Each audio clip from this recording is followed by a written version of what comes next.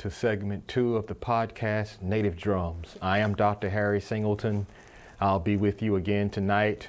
If you can recall, the last segment ended with the shipment of African barter to the new Americas, both the United States of America and to the Caribbean and South America.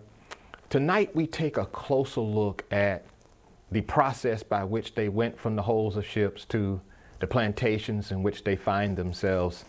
And this is why I titled this particular lecture, A Strange and Hostile Land. Of course, for those of you who are familiar with the 137th Psalm, they asked, of course, the children of Israel in Babylonian captivity to sing us the joyous songs of Zion.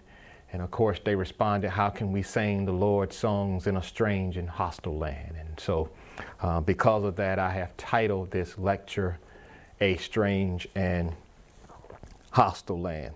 After being broken in by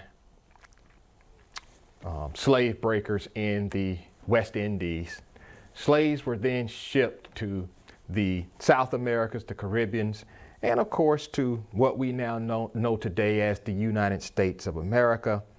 And of course, the Middle Passage's first stop was the West Indies because it was a central location for creating slaves and distributing them to other parts of the Western Hemisphere. Slaves were also sent to Brazil. There are more there than any other continent, any other country in the Western Hemisphere. They were sent to Peru. They were sent to Argentina, and they were also sent to Mexico. As it relates, though, to the United States of America, the colonial precursor to the United States of America, slaves were sent to 3 major auction cities here. And of course, those 3 major auction cities, Richmond, Virginia, New Orleans, Louisiana, and of course, our very own Charleston, South Carolina. In fact, Charleston, South Carolina had the reputation for having the best slaves of either Richmond or New Orleans.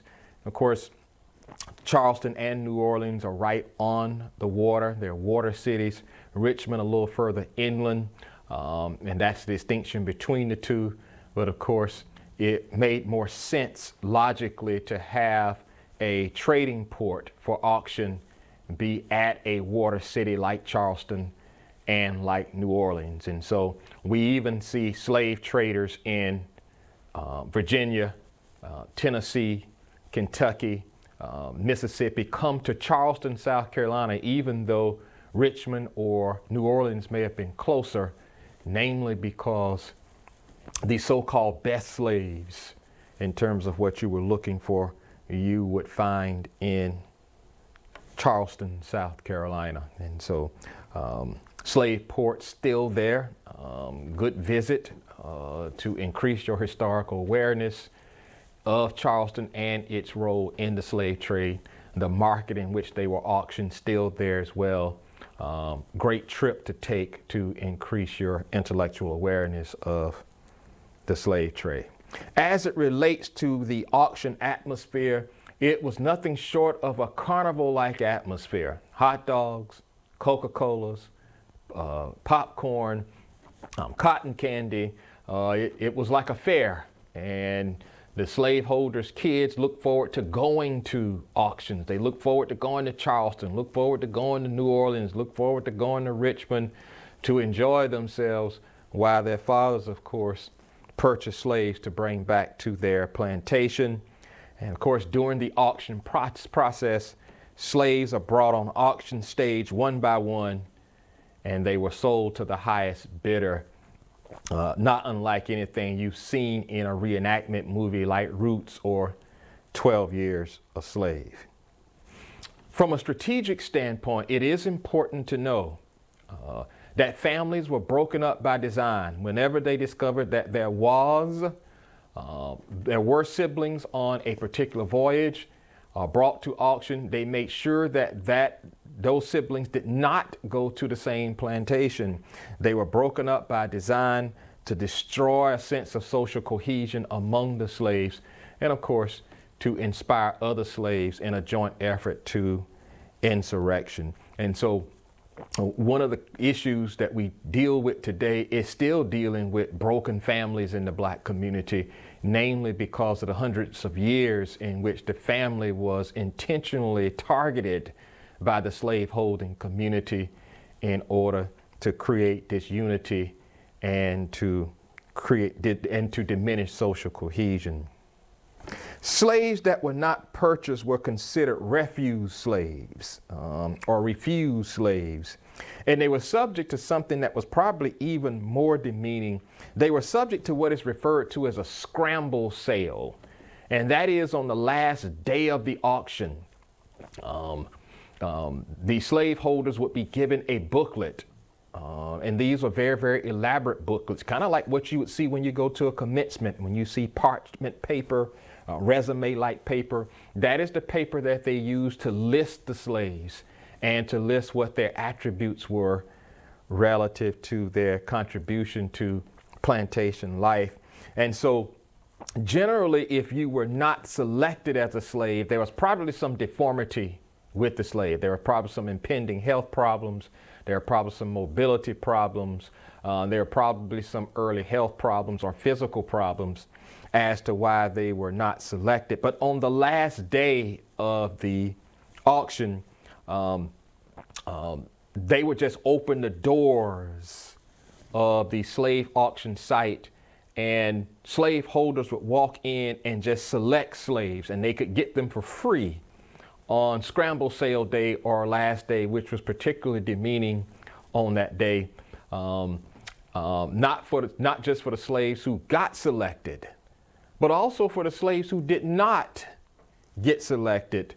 They were, if they were not purchased, they were left to die on the wharf. As we now know today, it's Gadsden's Wharf, where the International African American Museum is located. But they were left to die on the wharf. Now, on the one hand, you may say, well, you know, this is a strange turn of fortunate events in the sense that they were not selected. But on the other hand, they were in a foreign land that they were not in which they were not familiar. They were in a hostile land that, of course, was hostile to the achievement of black aspiration. And of course, they were already branded in the life of the religious community as demonic because they had dark skin. And so you have no change of clothes, you have no food, you don't know anyone, and you were not selected to go to a plantation.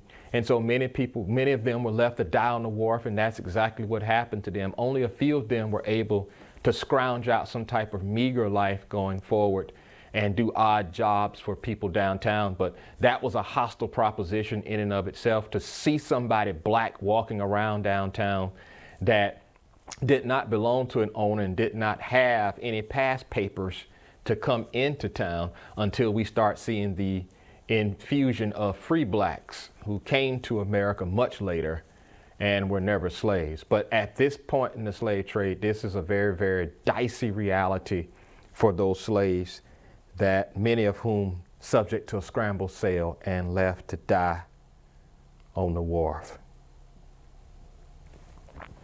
As it relates to plantation life itself, once on the plantation, slaves were immediately, number one, branded with estate marks. Now, this is their second mark. If you can recall, the first brand was with the ship company so that the ship company could get credit for that particular slave. And then they were branded again with estate marks, many of whom were branded on the outside of their lower legs. Some were even branded on their chests and on their arms. And of course, they were very painful in the process of branding. And of course, this has raised a contemporary discussion relative to Greek letter organizations. How my fellow Greek brothers and sisters out there relative to the significance of the brand, the requirement of the brand in yesteryear, that this was a throwback to slavery, and that it has been sharply criticized by progressive thinking black leaders that we should not be doing this to each other or requiring it as admission into a Greek letter organization. And so the brand has come up again in contemporary conversation relative to an otherwise enhancing process of becoming a member of a Greek-letter organization to still live in the world of brands. And of course, the second thing that happened once they got to plantations was that they were given European names. And of course, this would become a big issue as we move forward and develop organizations, particularly black nationalist organizations like the Nation of Islam, where of course the leadership, namely Elijah Muhammad, maintained that we must change our names because the names that we have were the names given us by a slave master. And it was given us because it was his name. And so our surnames, like mine, of course, being Singleton, was a name that was given to denote ownership of you. And of course, it's one of the first things you do as a human being when you own something. You name it. When we get a cat or dog and bring it home as a pet, one of the first things we do is name it. And so naming is very significant in cultural identity, which is why an organization like the Nation of Islam uses the X, where you abandon that slave name and you adopt the X, as we saw with Malcolm X, and X means origin unknown, meaning that you don't know your name, that the only name you do know, because of the way Africa has been pillaged culturally, that the only name you do know is the name that your slave master gave you, and you don't know your original name in West Africa. And so they were immediately branded with estate marks, and they were given European names. Slave quarters that were built for them on plantations often lacked a floor and often lacked heat. Generally, they had to create a fire outside and get as warm as they could and bring some coals in and try to use them to keep them warm, particularly in winter nights in Virginia and North Carolina and Maryland. Frederick Douglass talked about those cold winter nights when he was a slave. And most of the time they lacked the floor and heat, which was very, very inhumane, but that's what the intent was. The intent was to impose an inhumane context on African slaves at every turn in colonial life, and we'll look at that more closely in just a second. Food and clothes ration per slave usually consisted, number one, of 4 changes of clothes per year. And so for those of you who have 4 closets full of clothes now, you know, your ancestors had 4 changes of clothes per year. And so, and sometimes with some slave masters, it was 2, a winter outfit and a summer outfit with a jacket and boots. And of course, 2, sometimes 1 meal a day, mostly with no meat, of course, namely because they wanted to get as much labor out of slaves on a daily basis as they could. And they felt that if they fed slaves too much, particularly meat, that it would test the slave to laziness and lack of industry. And of course, which is one of the reasons why we pigged out on Sunday as often as we can, because we got Sunday off most of the time. But we ate very little during the week by design, so that we would not be given over to so-called laziness, and so that the optimum amount of labor could be obtained from us in a given day. Labor was constant and merciless. Of course, the historians have referred to it as from can't see to can't see, from can't see dawn to can't see dusk. And a lot of times, particularly during the cotton harvest, which was in late August, early September, which is why slaves hated the time of year of Labor Day, they would work 18 to even 20 hours a day, only get 4 hours of rest, and had to be back to bring cotton to harvest, and sometimes pick 500 pounds of cotton a day. And of course, this came out in the movie 12 Years a Slave. And you think about how light a cotton ball is. Think about how much you have to pick and put in satchels to end up with 500 pounds. That's inhumane and merciless in and of itself. Daily goals set by master for each slave per day. The penalty, generally one of 3 choices by the master if you didn't reach your goals. 39 lashes with the whip, which was done more often than the other 2. 39 lashes is significant. I'll talk about that in just a second. One of the other ways of penalizing the slaves was denial of dinner. And so your meal went from 2 meals to 1 meal. You would be denied dinner if you didn't meet your goals. And those were considered the nice masters, the ones who didn't whip you and just denied you dinner. And of course, the third way in which, particularly for women, generally slave masters who found slave women an object of sexual desire, if you want to call it that in that context, would generally set goals for her that he knew that she could not meet. And of course, the penalty most often is that he raped her. And so he set those goals intentionally so she couldn't meet them, and then raped her that evening. And of course, I say rape in its ultimate and absolute value because, of course, you couldn't rape a slave person or a slave woman during slavery because Africans were not considered human beings during slavery. And so I use the term rape as a means of bonding with my sisters. But of course, slave masters had slave women at whim sexually and were never convicted for it. But let's go back to the first penalty. 39 lashes with the whip. Now, one way of looking at 39, you may ask, why 39? Well, 39 also equals to 40 minus 1. Now, where does that come from? One of the things that we're going to see is that, unfortunately, the slave trade had drippings of divinity and Christian faith in it. And many slaveholders were taught by white Christian ministers that the slave trade itself was the manifestation of the kingdom of God on earth, and that they were using sound biblical principles in disciplining their slaves, which created an even greater understanding of righteousness, if you can believe it or not, among slaveholders for their treatment of slaves. But for those of you who are familiar with biblical literature, you recognize this 40 minus 1 construction in a number of areas in the Bible, particularly as we begin with the law of Moses and the whole notion of flogging slaves. We see the reference to 40 lashes less 1, which of course gives you mathematically 39. 40 lashes was determined enough to kill, so you wanted to punish them up to the maximum without killing them. And so many people who had been beaten and flogged to death had been flogged over 40 times. And so they came up with the rule in biblical history, 40 minus 1 as a Levitical law in the law of Moses. And thus 39 lashes is the maximum punishment short of death.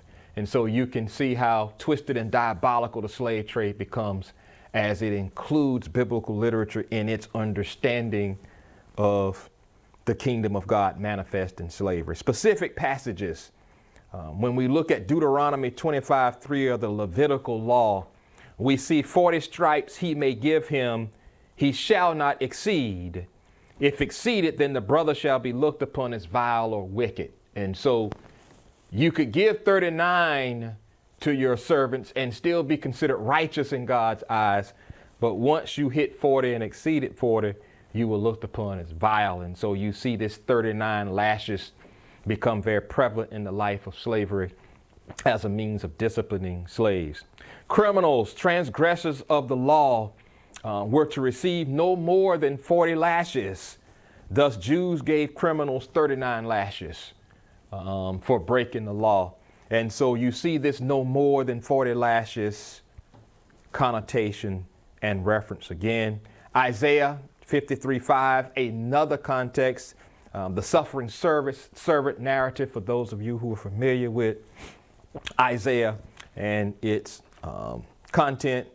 Isaiah 53:5, he was wounded for our transgressions, bruised for our iniquities, chastisement of our peace upon him, and with his stripes we are healed. And so you see slave masters teach slaves that they're putting stripes on their back because, of course, it's a biblical reference. And even slaves would argue with each other about insurrections, and they'll say that, well, you know, I'm not going to wear any stripes for this insurrection, meaning I'm not going to get involved in it. And so stripes becomes the language of disciplining from both slave master and from slave. But more importantly, whipping is seen as healing and later salvific, that you love someone enough. And of course, we have this conversation when it comes to disciplining our children. But when you begin to talk about it within the context of a diabolical institution where you are actually doing this with big, heavy flogs to other grown people, then its salvific leanings begin to part ways for me. That becomes more clever sophistry to justify the slave trade and your disciplining of slaves than is rooted in anything sound from a biblical standpoint. So slaves would use this terminology in conversation with each other relative to wearing stripes. And 2 Corinthians 11:24, Paul's persecution by the Jews. Paul states of the Jews 5 times, I received 40 stripes, save one. There you see the terminology again from Paul, 40 stripes, save one, which of course gives us 39. And of course, in Jesus' passion experience with this 40 minus 1 terminology,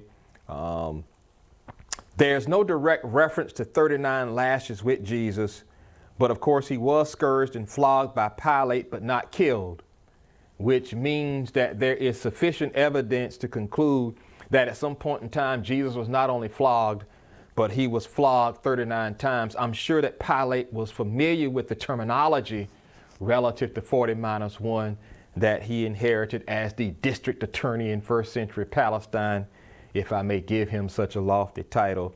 And of course, and so he probably was well aware of this 39 lashes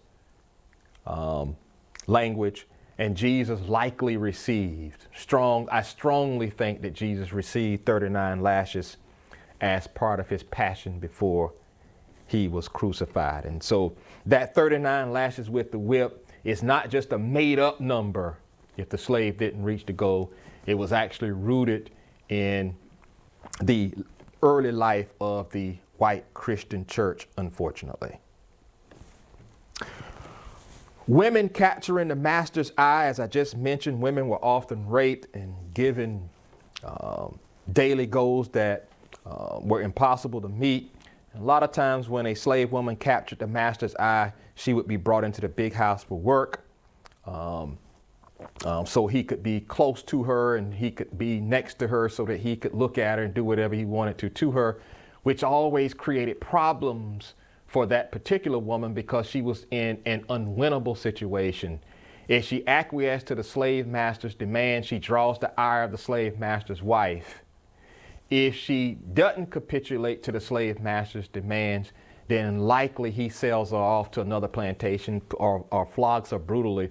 Particularly, he sells her off to another plantation if he discovers in any way, shape, or form that she may be developing a romantic relationship with a field hand on that particular plantation. And so the way he would punish her and him is to sell her off to another plantation. And so she was put in a situation that was acutely unwinnable for her once she was brought into the big house for work. Runaway slave earned the highest contempt of the master.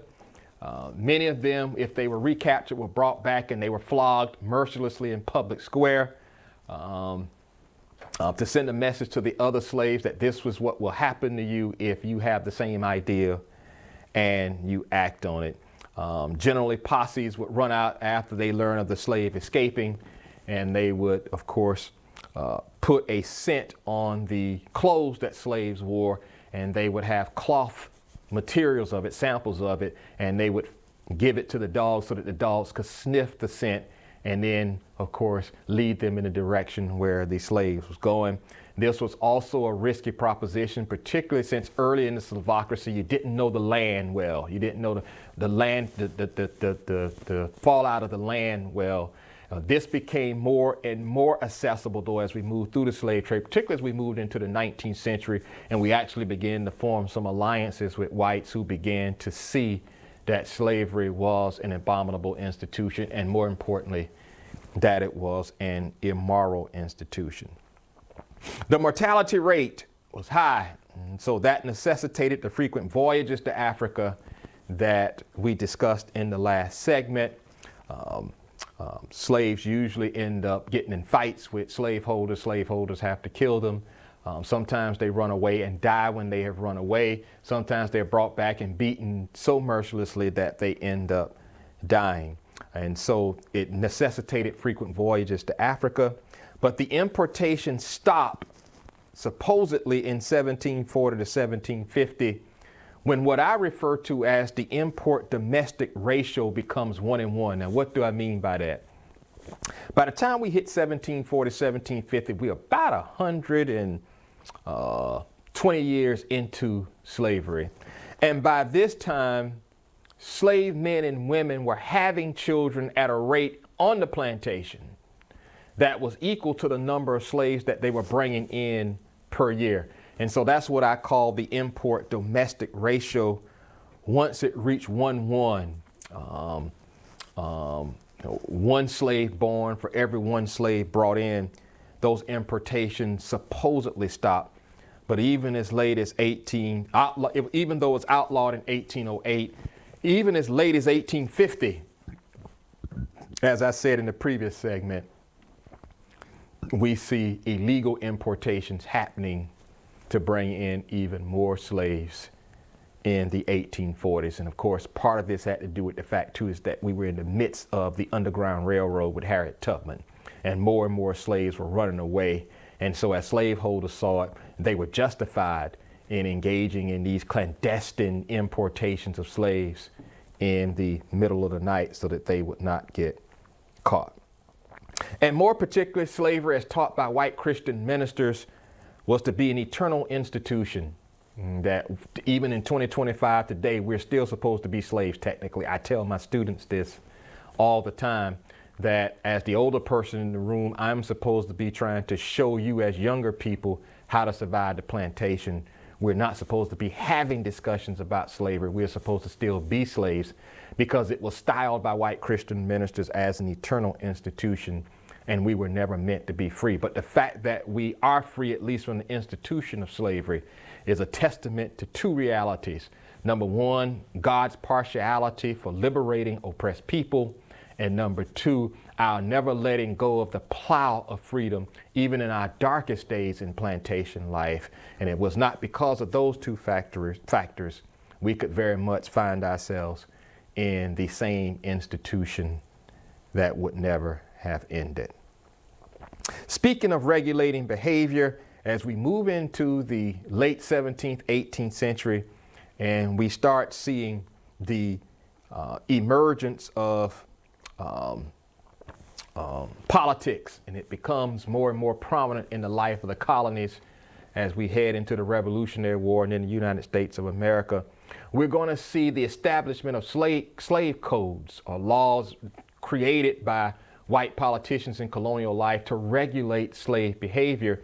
I just want to bring some of these slave codes to our attention for our discussion because, of course, there's always been a concerted effort from the plantation even to the day to control the behavior of black people, to control the behavior of African American people, to tell us where to live, to tell us what to read, to tell us how we should be educated, to tell us how to dress, to tell us how to think, particularly theologically and religiously. And so one of the reasons why the black church was started was so that the white church and white Christian ministers could influence slave behavior and regulate slave behavior by using religion, particularly themes like submission and obedience, and the notion that when you submit to your slave master, when you're obedient to your slave master, you're also being obedient to God as well. And of course, white images with Jesus were touted, in particular as we move into the 19th century, and became more and more prevalent as a way of suggesting subconsciously to the slave that because Jesus is white and because your slaveholder is white, that the drippings of divinity lie in the very people who are enslaving you. And since you are non-white, you are further away from divinity. And so in order for you to become righteous And for you to experience eternal life after death, you need to be obedient to the people in whose image Jesus is in today. Very wicked way of connecting divine reality with the context of human bondage and black dehumanization. And so every effort was made to take power away from slaves in the significant dimensions of human existence, i.e. to make the slave feel totally dependent on the master. And of course, as I said in the previous segment, they would break brothers and sisters up, born siblings, blood siblings, to destroy any sense of social cohesion, because the slaveholder wanted slaves to be totally dependent on him for the necessities of life. We see that mentality still prevalent today, ultimately relative to employment, relative to economics, relative to the ultimate decisions that are being made in the life of the country and the world. They are still being made mainly by white men, and they are being made not only for white men, but they're being made for everyone else. And so in that sense, the foundation of the slave codes, mentality-wise, in many ways still exists today. Let's take a look at 10 of these codes that I want to bring to our attention tonight. Slaves could not leave, number one, the plantation without permission of the master or unless accompanied by a white person. We also saw this in South Africa with apartheid as well, that you could not go into Johannesburg unless you had your passbook or your passport.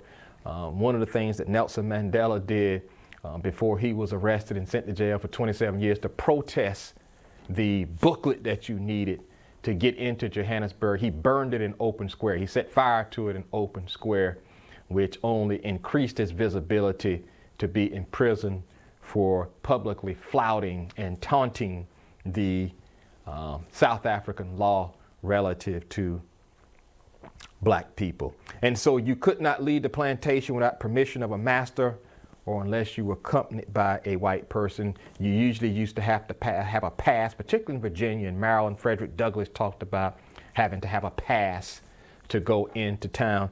And that ended up being the way in which he escaped. He went into town and he was able to slip away. At that time, he had someone with him. He was able to slip away from them and move from slave to free status. Number two, slaves could not gather on the plantation in numbers larger than 5. For obvious reasons, because of the lack of trust in slaves and because of the slave penchant to want to run away from the plantation like anyone would in that context, slaveholders didn't allow slaves to gather in numbers larger than 5. Even when the black church was started, slaveholders would go in as well as white ministers and sit in the back of the church to make sure that slaves were not plotting insurrection, which was a risky proposition for them to allow slaves to gather in numbers larger than 5. But the slave code was that slaves could not gather on the plantation in numbers larger than 5. 3, slaves could not own a weapon of any kind, for obvious reasons, to be used in insurrection, to use to kill the master. And of course, when we see the insurrectionists come, the insurrections happen because slaves are able to get a hold of weapons and use them in bloody, violent insurrections. We see that in the insurrection of Nat Turner at Gabriel Prosser and right down in Charleston with Denmark Vesey. We even see in 1859 John Brown, a white minister who had led a successful slave revolt in Missouri, break into the armory in Harpers Ferry, Virginia, and seize weapons and arm slaves for insurrection in Harpers Ferry, Virginia. And so we still have that debate today constitutionally in America, whether it's good to own a gun or not. And we see so much gun violence today. We see a different conversation today than the one then, but we still have been a weapon crazy and a weapon conscience kind of nation. And so weapons became the basis by which you either defended what you had currently created or whether you were trying to destroy what you were brought into if you were a slave. 4, any slave attempting to run away received the death penalty. Now this has to be put in its proper context. Even though it was a slave code, if you were able to capture a runaway slave and get him back to the plantation, you didn't want to kill him because you lost the labor.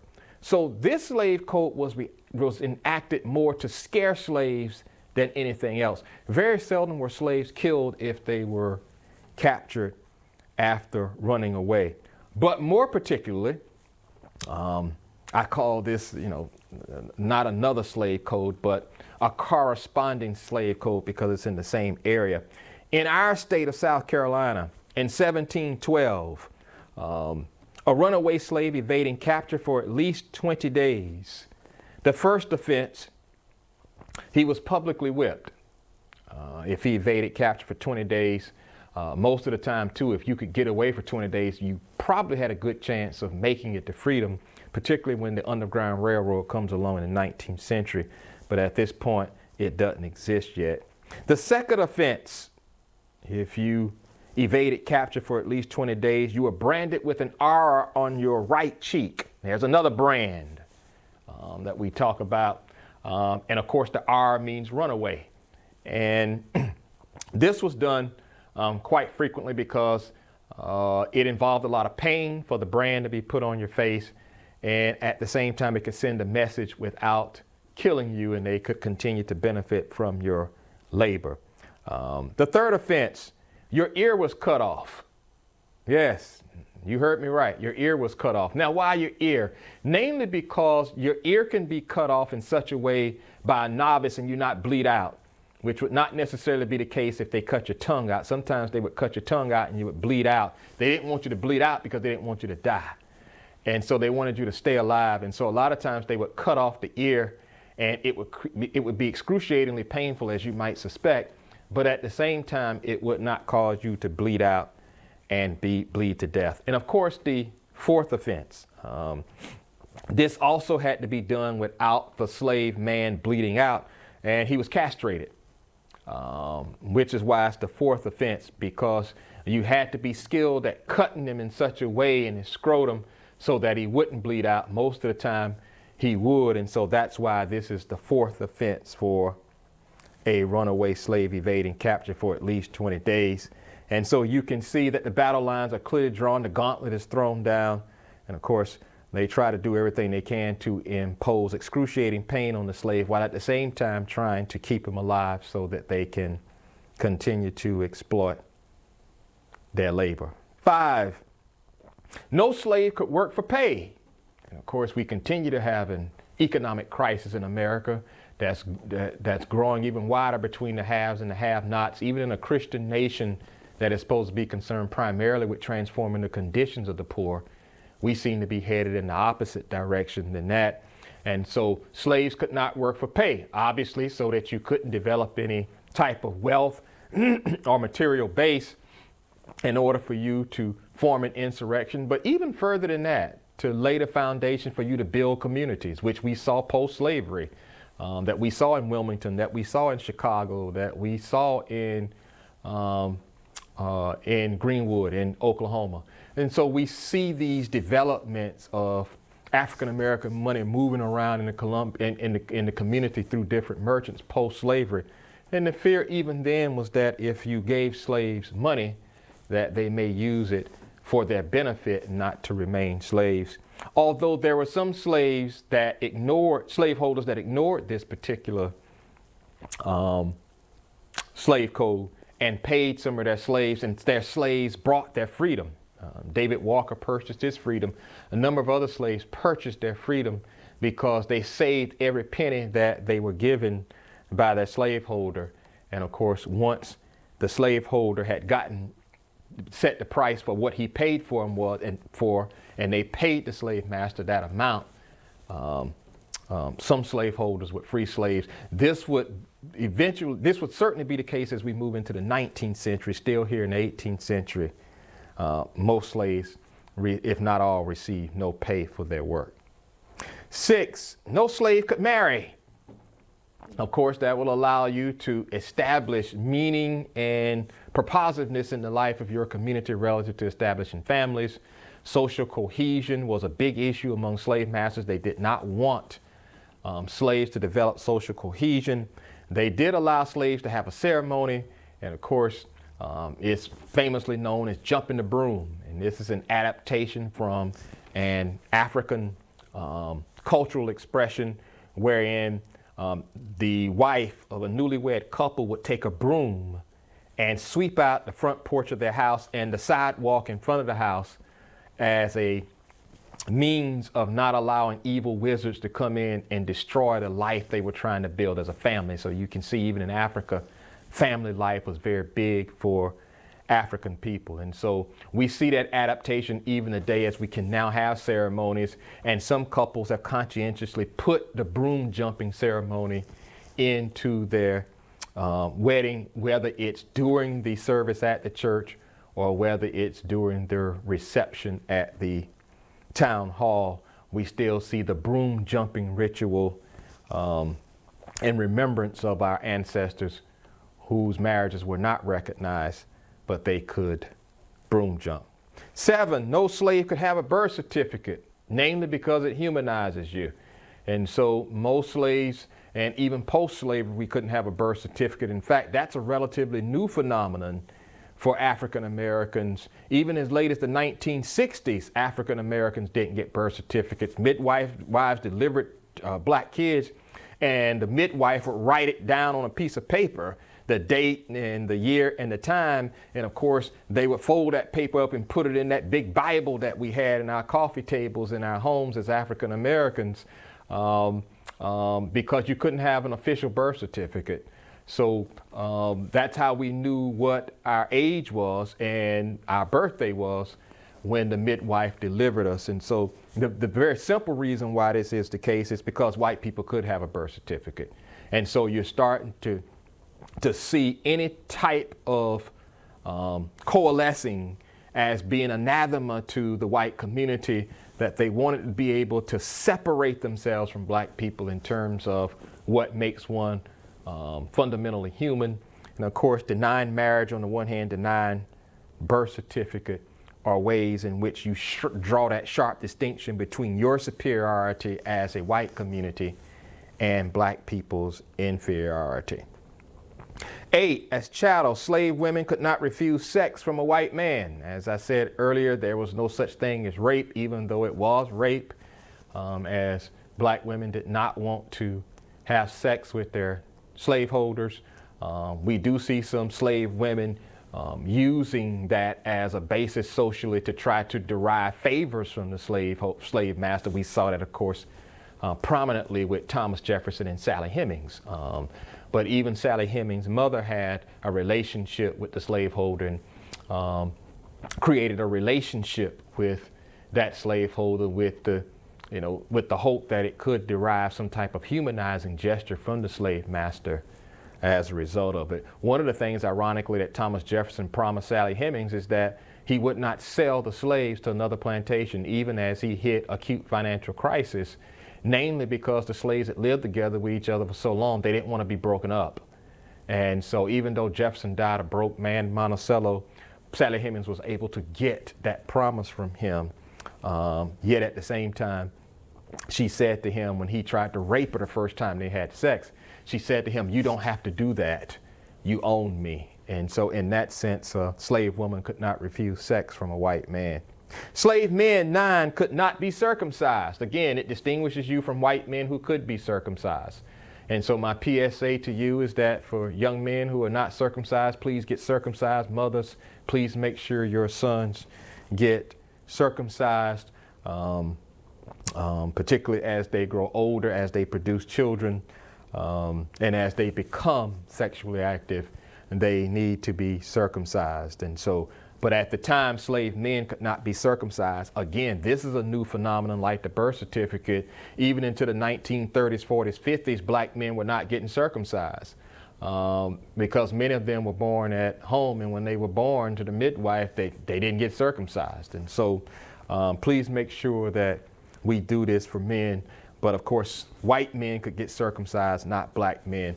And so yet another distinction between black and white humanity. And of course, the 10th one, which is very significant for me as an educator and as the son of 2 educators, both my mother and father. No slave could learn to read or write. The penalty was death if you were caught teaching a slave to read and write. And of course, it was Frederick Douglass who said that knowledge makes a man unfit to be a slave. And so as Frederick Douglass grew and other blacks who could read grew, the fear from slaveholders and white Christian ministers, white politicians, well founded. If they learn how to read, they're going to write books and write speeches condemning slavery. And that's exactly what they did. And then taught others how to read and to write as well. We see this with Frederick Douglass in his book, of course, Narrative of the Life of Frederick Douglass and My Bondage, My Freedom. We see this with Harriet Jacobs' Incidents in the Life of a Slave Girl. And of course, we see this with David Walker's Appeal to the Colored Citizens of America, one of the most highly significant and incendiary documents in the history of this country and the past half millennium. And so this is why my PSA always is to my students, read something every day. And if you can, write something every day. There was a time when we could not do this. And of course, you need to maximize your opportunity now to become as educated as you possibly can, both formally and informally, and never take for granted the ability to be able to read and the ability to be able to write, because the pen, in many cases, in the onward march of human civilization and human development, is mightier than the sword, and that you can transform world historical situations with your pen and with your tongue quicker than you can with a tank, with a machete, or with a sword. And so we have seen this in our history as well. And we've seen it with Malcolm X, we've seen it with Martin Luther King, we've seen it with W.B. Du Bois, we've seen it with Ida B. Wells Barnett, people who could write it, people who could say it, and transformed black existence and made this world look at black people as human beings, and to see black Americans at the vanguard of forwarding change for oppressed people, not only in America, but throughout the world, in China, in South Africa, in India, taking their cue from African American people who learn how to read and write and use that knowledge to be able to craft speeches and to be able to craft literary works that shook up the world, as they say, relative to the notion of bondage and the relationship of human bondage to a God that liberates God's people, that does not condone bondage, and is partial and takes sides against the poor, the marginalized, the vilified, and the demonized in world events and world historical affairs. And so learn how to read and write. Continue to learn how to read and write. Don't ever take this for granted, because someone died for your ability to be able to read and write and didn't even know your name. And so that concludes segment 2, A Strange and Hostile Land. In segment 3, as I touched on it a little bit, even just now, I'm talking about the God that's partial in situations of oppression. We're going to take a look at a lecture referred to as the coming of the gods. And we're going to see, as we move into the late 18th into the early 19th century, 2 different theologies emerging in plantation life publicly. One, of course, slave-holding theology, which equated biblical revelation and Christian faith with African slavery. But on the other hand, you're going to see a different type of theology emerge for Africans as they began to lay the foundation themselves, as they began to read the Bible more, grow in Christianity more, and they're going to be able to see a different biblical story, and they're going to be able to convey that to their people and to the world. And so we'll look at that next segment. It's titled The Coming of the Gods. Thank you for listening to this segment. Again, I hope it was enlightening and informative, and I'll see you again next segment.